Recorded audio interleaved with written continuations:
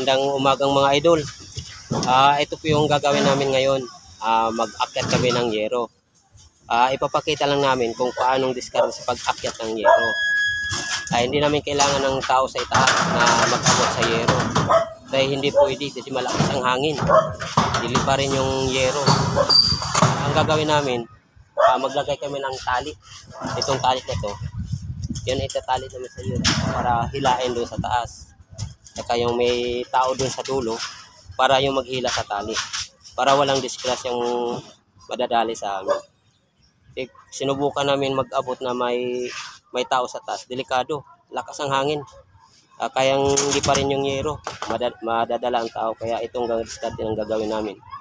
Na maglagay kami ng tali. Ihilain na lang. Tapos tao doon sa dulo maghila sa tali. May dalawang tao dito. Kaming dalawa dito sa magtali sa yero. Isa maghila. Yun ang paraan na gagawin namin na wala madisgrasya. Gagawin na namin guys.